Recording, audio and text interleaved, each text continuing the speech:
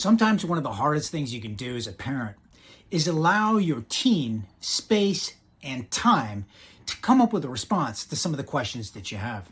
Let me give you an example. Let's say your teen got into trouble for something at school. The teacher perceived them to be disrespectful and not really doing what they were supposed to. You get an email and this really riles you up. It gets you upset and you want to get to the bottom of what happened. So when you get home, you confront your teen and you ask him, hey, tell me what happened here. I don't like getting these emails from school.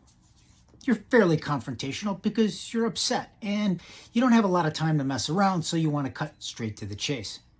Your teen is taken a little bit off guard and a little bit anxious by your demeanor, so has trouble formulating their thoughts, getting them together because they're anxious and they already have trouble labeling their internal experiences because they haven't developed the vocabulary for it. So they hem and they haw and they stutter, and they're not able to say very much that helps clarify the situation to you. You get even more upset and confrontational, demanding to know. This makes your teen more anxious and shut down further. Finally, what you do is you pull out the big guns and you decide that they're going to be in trouble and you're going to enforce punishments, remove their phone and ground them.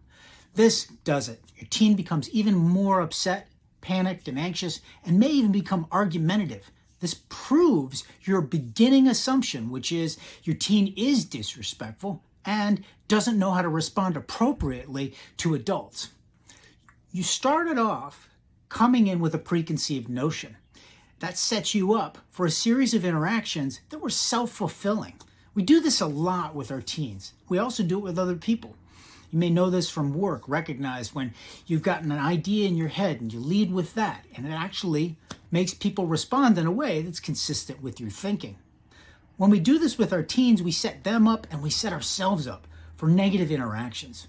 So, when we've been dealt difficult news and we find ourselves upset, it's important to take a step back, deep breath, and ask ourselves, what was my teen's experience?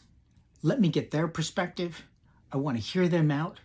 And then once I hear both sides of the story, I'll be better able to understand what happened in this situation.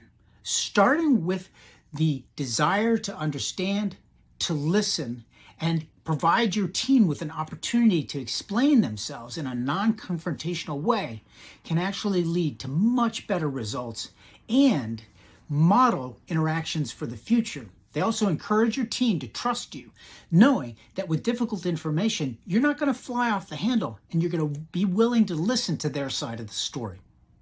Good luck. Thanks for listening.